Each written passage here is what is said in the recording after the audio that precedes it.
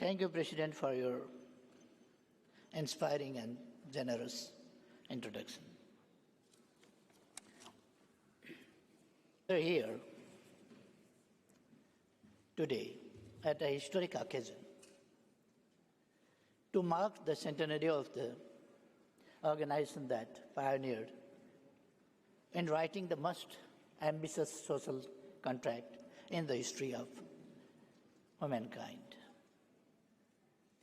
To mark the centenary of the vision and aspiration for a just, human, and equitable world, and to lay an equally educating foundation for the future, enduring foundation for the future. This centenary celebration of the International Labour Organization is a celebration of the rights of the toiling masses to social justice through social dialogue. I extend warm congratulations to ILO fraternity on this historic occasion.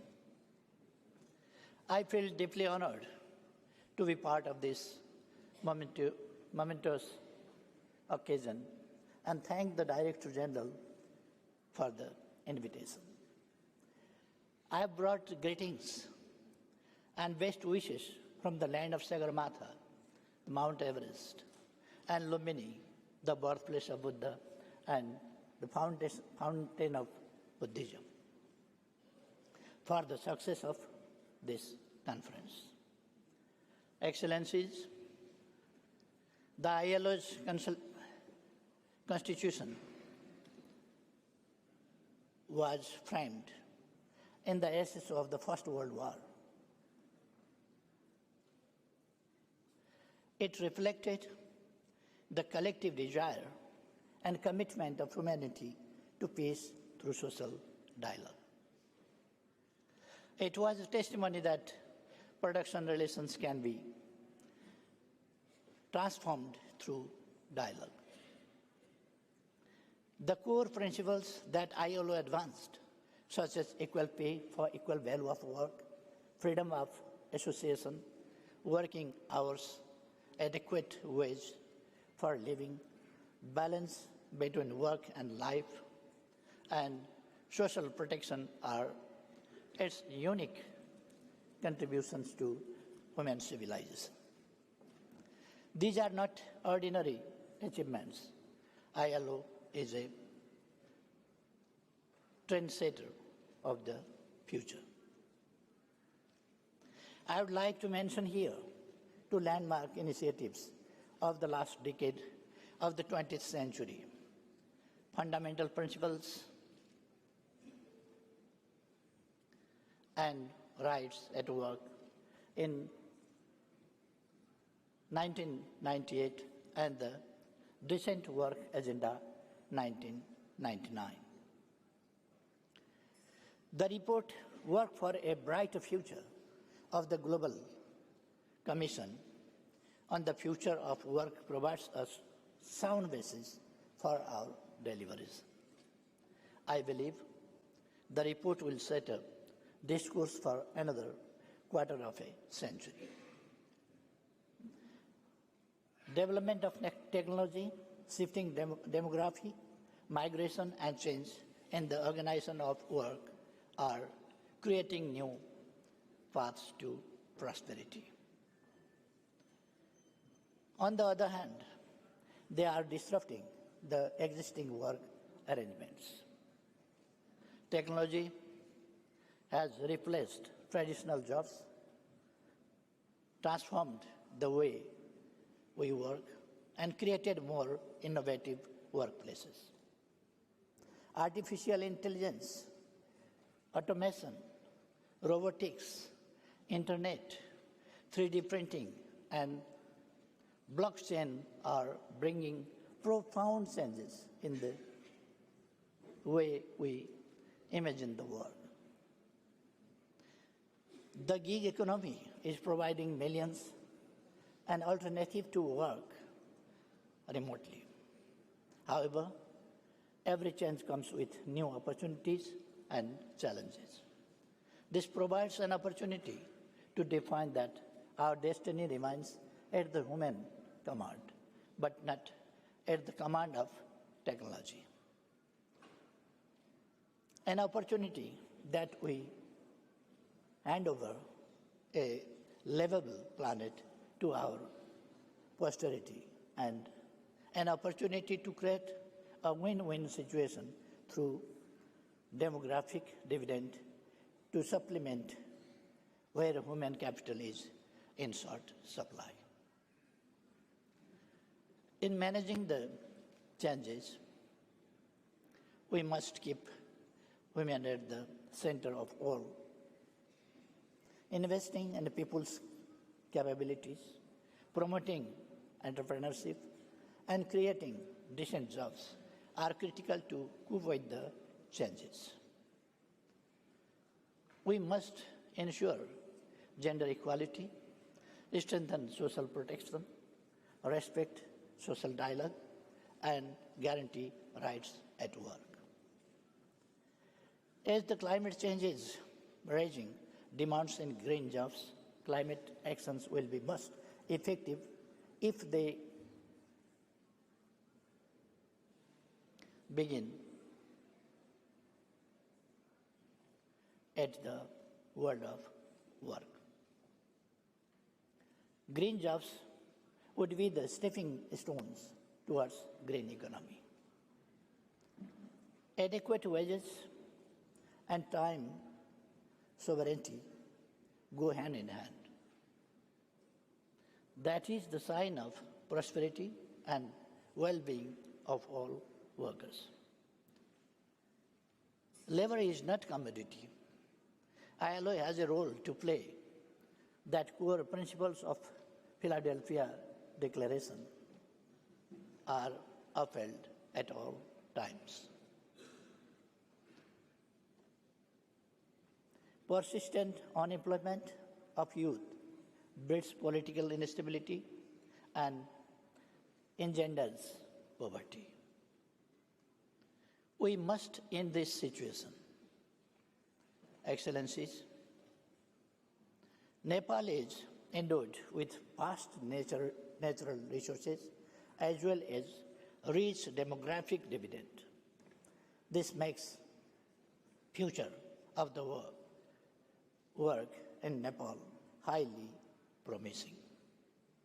Contribution-based social security. This provision has been incorporated in the Social Security Act. Last year, in November, we launched a comprehensive social security scheme to the working people. This largest ever social security undertaking in Nepal is being implemented through contribution from both the workers and employers and covers benefits such as unemployment, maternity, sickness, old age, accident, dependent family members, and disability. For past 25 years, Nepal has been providing old age pension to the senior citizens and monthly allowances to single women and those coming from the most marginalized section of our society. There has been gradual increment in the amount and coverage of this critical cash handout. This year, in February, we launched yet another employment-based social security scheme under the Prime Minister Employment Program. This flagship program aims to create jobs, guarantees employment to every working-age citizen, provides allowances in case of unemployment, promotes innovation and entrepreneurship, and supports skilling, reskilling, and upskilling. To change the production relations, we have introduced new sets of labor laws that safeguard dignity of work, guarantee equal pay for the equal value of work, and ensure flexibility in the world of work. The Trade Union Act protects collective rights of our workers in the line with ILO Convention 87 and 98 elected bodies. Excellencies, enterprises are the drivers of modern economy that provides jobs and implement ILO standards. Our actions should support them to grow, create more jobs, and sustain economy by jobs with entrepreneurship, entrepreneurship. Enterprises, SMEs, startups, and self-employment. Decent jobs for our youths and social security to all are a key to address the job deficit. Migrant workers are often vulnerable to high recruitment cost, contract substitution, unsafe and unsecured working conditions, and non-compliance of terms of employment. Nepal being a country of origin as well as destination, we consider that the Global Compact for safe, orderly, and regular migration, adopted in December last year, provides a labor audit that provides an opportunity for reflection, self-assessment, and improvement. Labor inspection and inspection of occupational safety and health are the integral part of labor audit. The world of work in Nepal has voluntarily evolved a social contract to implement rights-related issues and engage in collective agreements to safeguard the interest.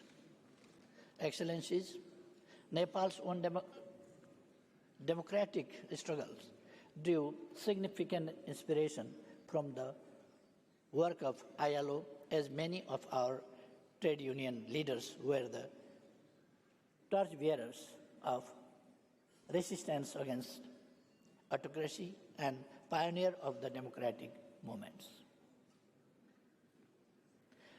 Over 5 decades of my public life, I have brought for equality.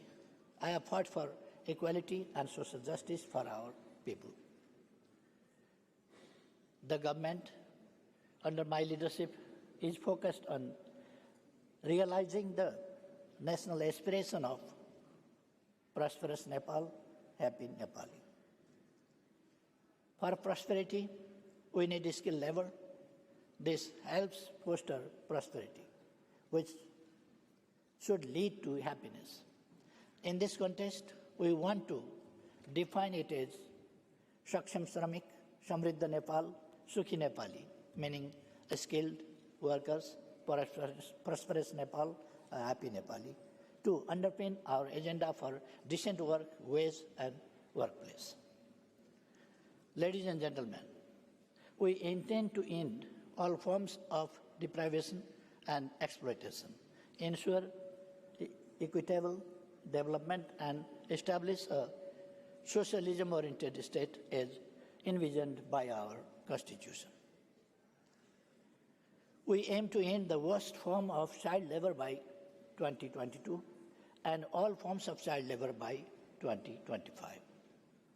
We are committed to meeting SDGs before 2030, including the SDG 8 composite in all its dimensions.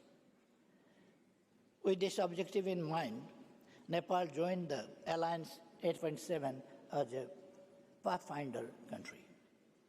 To conclude, Mr. President, 100 years on, the